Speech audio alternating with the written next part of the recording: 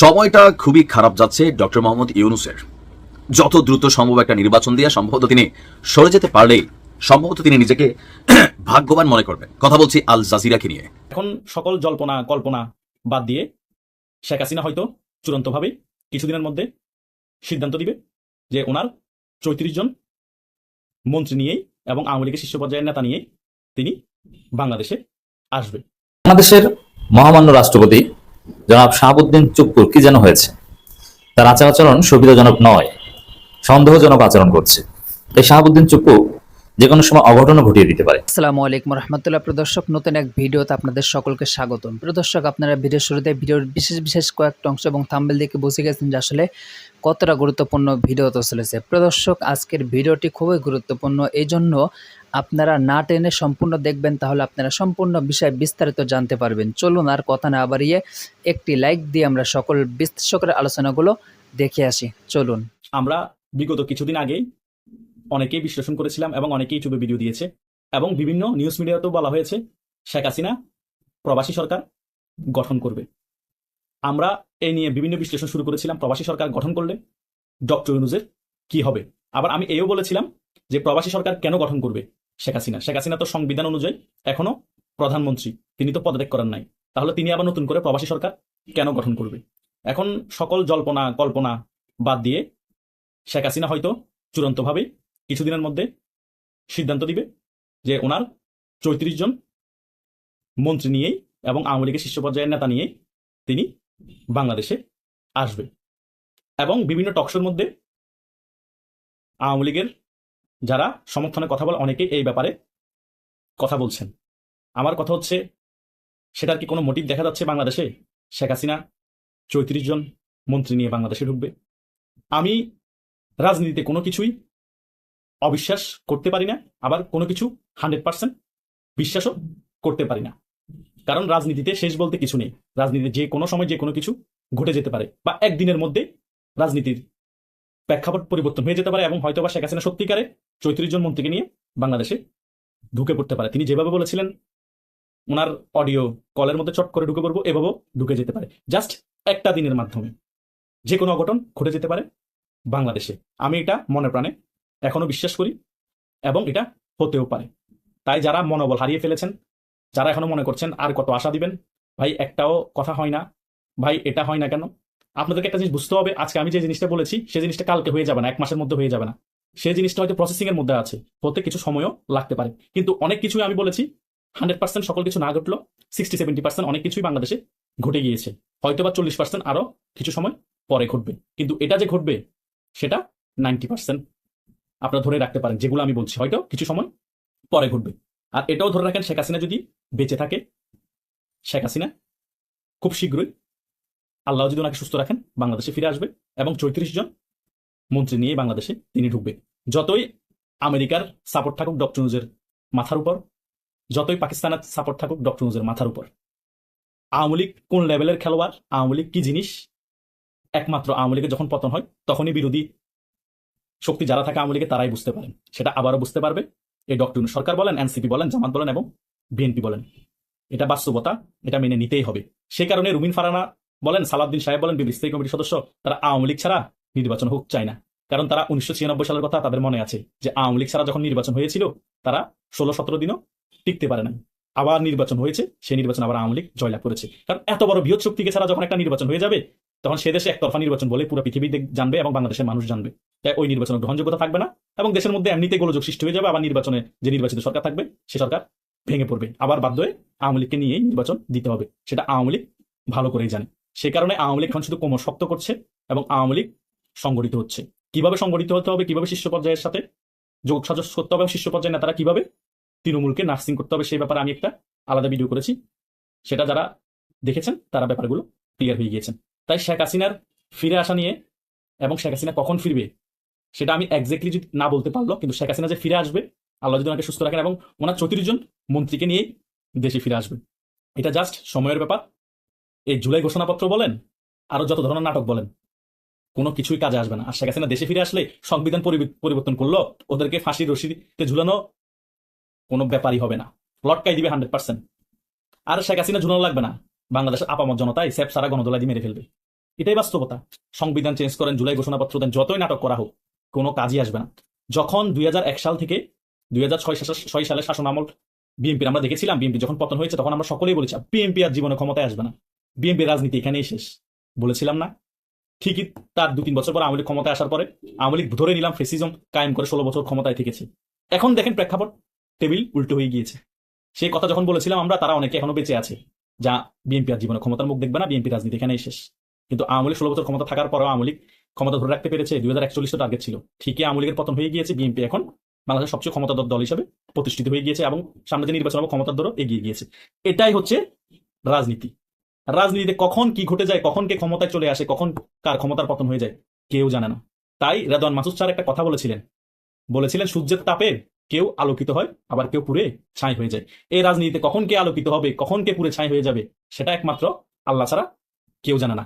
আর বিপ্লবীরা কখনো বিপ্লবী চেতনা ধারণ করতে পারে না সঠিকভাবে, বিপ্লবের পরবর্তী সময় তারা বিগড়ে যায়, এটা ইতিহাস বলে। কারণ বিপ্লবীদেরকে বিপ্লব খেয়ে ফেলে, এটা সত্য কথা।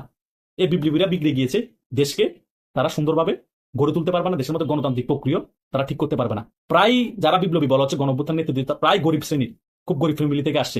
কিছুদিন আগে রিয়াদ নামে যে ছেলেটা 2 কোটি টাকা সামনে আমাদের সাবেক এমপির বাসায় গিয়ে চাঁদা দাবি করেছে, সে নিজে আদালতে স্বীকার করছে আমরা গরিব ফ্যামিলি থেকে এসেছি তো টাকার লোভ সামলাতে পারিনি। এ সকলেই দেখেন সিরাজোতা, সকলেই বাটন মোবাইল, সকলে টিউশন করে যারা চলতো, তারা ওই নিচু লেভেল থেকে আসছে, এখন টাকার লোভ, তারা সেজন্য কেউ লোভ সামলাতে পারছে না। কেউ চাঁদাবাজিতে জড়িত, কেউ বয়স্ক মহিলার দিকে চোখ দিচ্ছে, কেউ কক্সবাজার হোটেলে নারী নিয়ে বিজি আছে, কেউ এখান দিয়ে কারো থেকে প্রাউডনি ফেলা দিচ্ছে, এ করে দিবে সে করে দিবে বলে। তাদের কাজ এখন এটাই, কারণ ওই বিপ্লবীদেরকে খেয়ে ফেলে, বিপ্লবীদেরকে এখন খেয়ে ফেলেছে বিপ্লব, তারা ধ্বংস হয়ে গিয়েছে। বিএনপি চাঁদাবাজি লুটপাট করতে করতে তাদের যে ইমেজটা ছিল সেই ইমেজটা তারা ধ্বংস করে দিয়েছে। জামাত রাজাকার বা প্রমোট করার কারণে জামাতের সত্যিকারের চিহ্নিত রাজাকার ছিল, তাদের অন্যান্য নেতাদেরকে ঢাকা ভার্সিটিতে প্রমোট করেছে, সকল রাজাকার বলে স্লোগান দিয়েছে, তুমিও জানো আমিও জানি, এই গোলাম আজম পাকিস্তানি স্লোগান কাউকে শুনেছেন না? এই স্লোগান এগুলো দেওয়া হয়েছে, তাই জামাতেরও এখন মাইনাস পয়েন্ট, বিএনপিরও মাইনাস পয়েন্ট হয়ে গিয়েছে, এনসিপি তো সম্পূর্ণরূপে গোল্লায় গিয়েছে। তাই আওয়ামী লীগের ফিরে আসা জাস্ট সময়ের ব্যাপার, শেখ হাসিনা দেশে ফিরে আসা জাস্ট সময়ের ব্যাপার। জনগণ আওয়ামী লীগের পাশে আছে, জনগণ বুঝতে পেরেছে তাদের ভুল। এই বাদনও গতকালকে একটা টকশোতে বলেছে আমরা আগে ভালো ছিলাম, কারণ আমরা তো 16 বছর দেখেছি, আগে শাসনামল এখনো দেখছি, এরকম হবে জানলে আমরা কখনো আন্দোলনে শরিক হতাম না। এভাবে করে করে সকলে আস্তে আস্তে বলা শুরু করে দিবে, আবেগে ঘা ভাসিয়ে দিয়েছিল, তাদেরকে ব্রেনওয়াশ করে রাজপথে নামিয়ে দেওয়া হয়েছিল, হত্যা করে ফেলতেছে, গণহত্যা করে ফেলতেছে, এমন ভাবে প্রচার এমন ভাবে গুজব ছড়ানো হয়েছিল ফেসবুক থেকে। এখন জনগণ সকল কিছু বুঝতে পেরেছে, তাই এই আওয়ামী লীগকে এখন আর ঠেকানোর কোনো পথ নাই। ডক্টর ইউনূসকে যতই বেকিং দেখ আমেরিকা পাকিস্তান, তারা লেজ গুটিয়ে পালাতে হবে। শেখ হাসিনা সঠিক সময়ে সঠিক ভাবেই প্রস্তুতি নিয়ে দেশে ফিরে আসবে এবং ওনার মন্ত্রী পরিষদের 34 জনকে নিয়ে দেশে ফিরবে। কখন ফিরবে, কিভাবে ফিরবে, সেটা শেখ হাসিনা সিদ্ধান্ত নিবে একমাত্র। বাংলাদেশের মহামান্য রাষ্ট্রপতি জনাব শাহাবুদ্দিন চুপ্পুর কি যেন হয়েছে, তার আচরণ সুবিধাজনক নয়, সন্দেহজনক আচরণ করছে। এই শাহাবুদ্দিন চুপ্পু যে কোনো সময় অঘটনও ঘটিয়ে দিতে পারে, আমাদের সতর্ক থাকতে হবে। দর্শক, অতিভক্তি চোরের লক্ষণ, অতি ভালো কিছু নয়। শাহাবুদ্দিন চুপ্পুকে আপনারা সবাই জানেন, এই শাহাবুদ্দিন চুপ্পু পিওর ভারতের দালাল, তাই ভারতে ট্রেনিং প্রাপ্ত মুজিব বাহিনীর সদস্য ছিলেন এবং হাসিনার পা ধরে সালাম করতে পারলে কতটা গর্বিত হতেন মনে নাই আপনাদের, তিনি নিজে বলেছেন ছাত্রলীগ করতেন। আর এই সময় হাসিনা 15 বছর ফেসিবাদ কায়েম করার পর পরবর্তী 5 বছরের জন্য কাকে রাষ্ট্রপতি বানাবে, একদম চূড়ান্ত পর্যায়ে স্যাসরা কাউকে রাষ্ট্রপতি বানাবেন, সেটাই করেছেন। শাহাবুদ্দিন চুপ্পু তো ওই স্যাসরার সর্বোচ্চ লেভেল। সেই শাহাবুদ্দিন চুপ্পু আমিরে জামাতের স্বাস্থ্যের খোঁজ নিচ্ছেন, মানে জামাত ঘনিষ্ঠতা, খুব সুন্দর। আবার 5 আগস্ট উপলক্ষে বাণী দিয়েছেন কি ফেসিবাদের মূলোৎপাটন করে জুলাইয়ের চেতনা পরিপূর্ণ বাস্তবায়ন করতে হবে। 5 আগস্ট ফেসিবাদ চূড়ান্তভাবে পরাজিত হয়েছে, মানে কেমন কথা এটা? চুপ্পু এটা অন্যভাবেও দিতে পারতেন, কিন্তু একদম বিপ্লবীদের ভাষায় শাহাবুদ্দিন চুপ্পু 5 আগস্টকে সেলিব্রেট করছেন। এটা বোঝাই যায় যে রাষ্ট্রপতির হিসাবটা ভিন্ন, রাষ্ট্রপতির স্বাধীনতা নেই, তাকে যেটা বলবে সেটা বলতে হচ্ছে। যদি তাকে তো অনেকে পদত্যাগ করতে বলছে, পদত্যাগ করে তিনি সরকারের সাথে নেগোসিয়েশন করে সেফ এক্সিট নিতেন, বিদেশে যেতেন না, তিনি ওই পদেও থাকবেন। বোঝা গেলে ভেজাল আছে, হাসিনা নাই, চুপ্পুর কেউ নাই, তিনি তো চিকিৎসার জন্য বা কোনো কারণে বিদেশ যে তখনও বলতে পারেন যে আমি আর আসবো না বাবা, তোমরা চালাও, আমি পদত্যাগ করলাম। কিন্তু না, তিনি পদত্যাগ করবেন না, তিনি এই বঙ্গভবনেই থাকবেন। আবার জামাতের আমিরের স্বাস্থ্যের খোঁজ খবরও নেবেন, বাইরে বের হতেও সাহস পাবেন না। আবার 5 আগস্টে ফেসিবাদের চূড়ান্ত পতন, জনগণের চূড়ান্ত বিজয় হিসেবেও দেখবেন। এটা সন্দেহজনক। এখন সন্দেহজনক কেন? হ্যাঁ, রাষ্ট্রপতি বাদদাজাম নিয়াজউদ্দিনকে আমরা দেখেছিলাম বিএনপি নিয়োগ করেছিল, শেষ পর্যন্ত বিএনপিকে বাস দিয়ে চলে গেছে, কিন্তু এতটা ইউটার্ন কিন্তু ছিল না। যারা তাকে রাষ্ট্রপতি নিয়োগ করেছে তাদেরকে ফ্যাসিস্ট বলা এতটা নিচে কেউ নামেনি। যেটা চুপ্পু নেমেছে। এখন আওয়ামী লীগের লোকজন কি করবে চুপ্পুকে? কি মনে করেন যে চুপ্পুকে গাদ্দার বলে চুপ করে বসে থাকবে? না। এখন দুইটা বিষয়, একটা হতে পারে যে আওয়ামী লীগ আর ফিরবে না, তার চাইতে বরং ওদেরকে গালাগালি করে যদি আমি বাঁচতে পারি বাঁচি, একটা বিষয়। আরেকটা বিষয় হচ্ছে যে না, এটা আওয়ামী লীগের পরিকল্পনা করছে। আমার ব্যাখ্যা হচ্ছে যে চুপ্পু যে লেভেলের দালাল, হাসিনার সাথে বঙ্গভবনে বসে বিভিন্ন সময় কথাবার্তা বলেন, তিনি যোগাযোগ আছে আওয়ামী লীগের লোকজনের সাথে, ঠিকই যোগাযোগ আছে। তাহলে এটা একটা নাটক হতে পারে যে ঠিক আছে চুপ্পু তোমার ইমেজ বিল্ডিং করো, যে চুপ্পু ভালো, এই যে ভালো হয়ে গেছে, আওয়ামী লীগ ছেড়ে দিয়েছে, বিপ্লবের পক্ষের শক্তি, যেমন সেনাপ্রধান বিপ্লবের পক্ষের শক্তি, চুপ্পু এখন বিপ্লবের পক্ষের শক্তি, অর্থাৎ ফেসিস্ট এলিমেন্ট বলতে কিছু আর নেই। এটা বলে তুমি টিকে থাকো, ভিতরে ভিতরে আমাদের হেল্প করো। আরেকটা বিষয় মনে রাখবেন যে চুপ্পু এবং আর্মি চিফ দুজনে কিন্তু হাসিনা নিয়োজিত। এখন ওই সময়ের যে পরিস্থিতি ছিল 5 আগস্টে, চুপ্পু ওয়াকার ওদের বাপ যদি কবর থেকে উঠে আসতো, তারপরও জনগণকে নিয়ন্ত্রণ করতে পারতো না, গণভবনে ঢুকে পড়তো। তাহলে এই বিষয়টার অর্থ কি? এটা হতে পারে যে চুপ্পু এবং সেনাপ্রধান মিলে বাংলাদেশে 111 বা কিছু একটা ঘটিয়ে দিতে পারে। এবং তারা দেখেন 111 বা অন্য কিছু করতে গেলে প্রথম ভয় কি? প্রথম ভয় হচ্ছে যে এদেরকে ফ্যাসিস্টদের দোষর বলবে, আওয়ামী লীগের দোষর বলবে, ভারতের দালাল বলে জনগণ পিঠে চামড়া উঠিয়ে ফেলবে। এটা হচ্ছে 111 পন্থী বা মিলিটারি কু করলে তাদের ভয়। মিলিটারিকে পিটিয়ে একবারে পোশাক খুলে ফেলবে যদি কু করতে যায়, তরুণ প্রজন্ম এটা করবে। এটা হচ্ছে বড় ভয়। এই জন্য যারাই মিলিটারি কু করবে অথবা 111 ঘটাবে, তারা প্রথমে নিজেদেরকে বিপ্লবের পক্ষের শক্তি হিসেবে উপস্থাপন করবে। তারা 5 আগস্টের পক্ষেই থাকবে যে না, হাসিনার বিরুদ্ধে আমরা বাংলাদেশের পক্ষে, তরুণদের পক্ষে। নিজেদেরকে এইভাবে প্রেজেন্ট আগে করবে, এইভাবে ক্যারেক্টারাইজড করবে, দেন ওইটা করতে পারে। তো দর্শক, ফ্যাসিবাদের মূলোৎপাটন করে জুলাইয়ের চেতনা পরিপূর্ণ বাস্তবায়ন করতে হবে। এখন পরিপূর্ণ বাস্তবায়নের অংশ হিসেবেই 111 ঘটিয়ে দিতে পারে যে না, ফ্যাসিবাদের পতন হয়েছে 5 তারিখ, ঠিক আছে, এই হয়েছে সেই হয়েছে, সব ঠিক আছে, হাসিনা ফ্যাসিস্ট ছিল, সব ঠিক আছে। কিন্তু 5 আগস্টের যে চেতনা, আমাদের 36 জুলাইয়ের যে চেতনা, এই চেতনা ইউনূস সরকার বাস্তবায়ন করতে পারছে না। অর্থাৎ তাদেরকে হটিয়ে আমরা একটা নতুন বাংলাদেশ গড়তে চাই, যেটা মানুষ চায়। এই জন্য আমাদের 111 লাগবে, অন্য কোনো সরকার লাগবে, ব্যাপক সংস্কার করবে, জরুরি অবস্থা জারি করবে, আইন শৃঙ্খলা পরিস্থিতি ঠিক করে দিবে, এই সেই। এই ধরনের ঘটনাও রাষ্ট্রপতি এবং সেনাপ্রধান দুইজনের চাইলেই 111 ঘটাতে পারে। এই জন্য এই অতি হুজুর হয়ে যাওয়া, অতি ভালো চুপ্পুর আচরণ, এটা সন্দেহজনক হিসেবে আমি দেখতে চাই। এই 5 তারিখের মধ্যে চুপ্পুর অপসারণের একটা কথা ছিল, কিন্তু এনসিপির ভুলের কারণে সেটা হয়নি। রাষ্ট্রপতি মোহাম্মদ শাহাবুদ্দিন বলেছেন, সুখী সমৃদ্ধ বাংলাদেশ গড়ে তুলতে ফ্যাসিবাদের মূলোৎপাটন করে জুলাইয়ের চেতনা পরিপূর্ণ বাস্তবায়ন করতে হবে। 5 আগস্ট জুলাই গণঅভ্যুত্থান দিবস উপলক্ষে এক বাণীতে কথা বলেন। তিনি বলেন, বৈষম্যমূলক রাষ্ট্র ব্যবস্থা ও ফ্যাসিবাদী অপশাসনের বিরুদ্ধে ছাত্র শ্রমিক জনতা সম্মিলিত প্রতিরোধ করে তুলে 2024 সালের আজকের দিন চূড়ান্ত বিজয় অর্জন করে। ঐতিহাসিক এই অর্জনের বর্ষপূর্তি উপলক্ষে আমি দেশের মুক্তিকামী ছাত্র জনতাকে জানাই আন্তরিক শুভেচ্ছা ও অভিনন্দন। জুলাই গণঅভ্যুত্থানের সব শহীদের প্রতি শ্রদ্ধা জানিয়ে রাষ্ট্রপতি বলেন, যারা দেশকে স্বৈরাচার মুক্ত করতে গিয়ে সর্বোচ্চ ত্যাগ স্বীকার করেছে, আমি তাদের আত্মার মাগফিরাত কামনা করি। এই গণঅভ্যুত্থানে আহত, পঙ্গুত্ব বরণ ও দৃষ্টি শক্তি হারানো সকল বীর জুলাই যোদ্ধাদের ত্যাগ ও অবদানকে আমি শ্রদ্ধা ভরে স্মরণ করি। ওরে বাবারে, কত বড় জুলাই যোদ্ধা শাহাবুদ্দিন চুপ্পু, দেখছেন? এত ভালো না ভাই, এটার মধ্যে সন্দেহ আমি খুঁজছি। এই জন্য ঠিক আছে, এটা চুপ্পু চাইলেই যে আকাম করতে পারবে তা না, আমাদের চেকে রাখতে হবে। বিশেষ করে যেহেতু চুপ্পু এবং আকাম দুইজনেই একই গোডাউনের মাল, এই জন্য আমাদের সবসময় সতর্ক থাকতে হবে যে এই দুইজনে কোনো আকাম না ঘটিয়ে দেয়।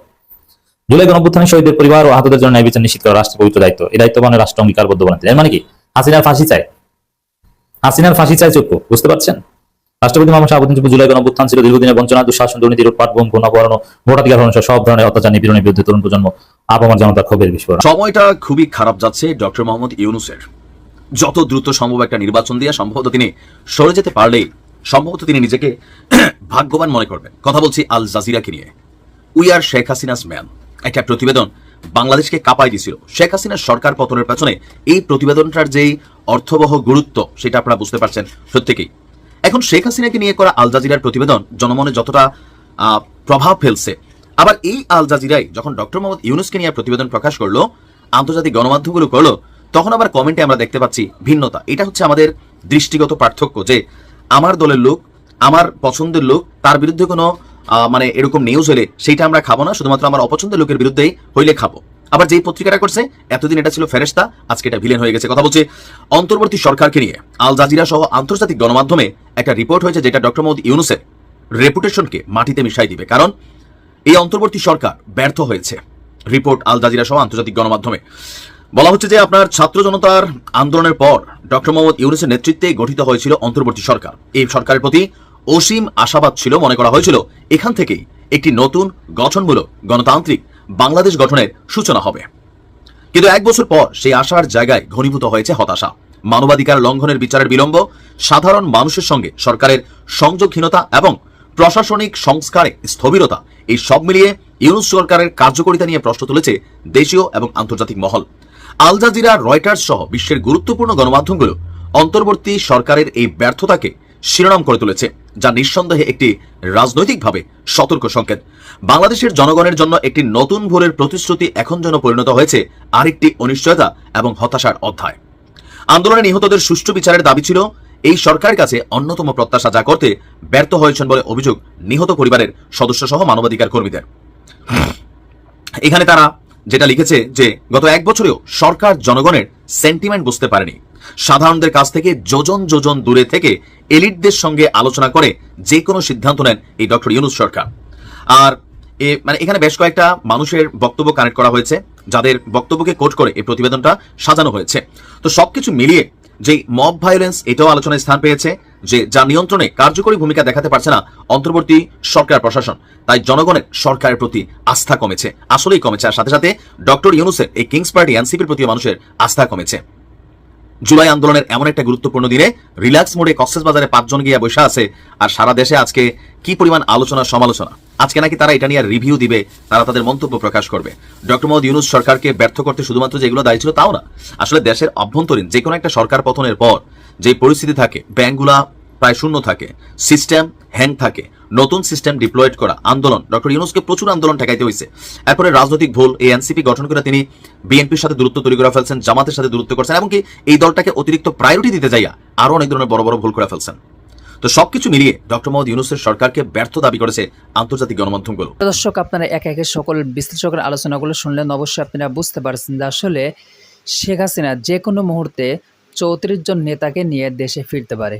প্রদর্শক, এছাড়াও আরও কয়েকটি নিউজ দেখলেন, অবশ্যই আপনারা বুঝতে পারছেন যে আসলে কতটা গুরুত্বপূর্ণ নিউজ ছিল। এখান থেকে আপনারা কি বুঝলেন, কি জানলেন, অবশ্যই কমেন্ট বক্সে জানিয়ে দিবেন। আরও এরকম নিত্য নতুন আপডেট নিউজ পেতে আমাদের এই চ্যানেলটি সাবস্ক্রাইব করে পাশে থাকবেন। ধন্যবাদ।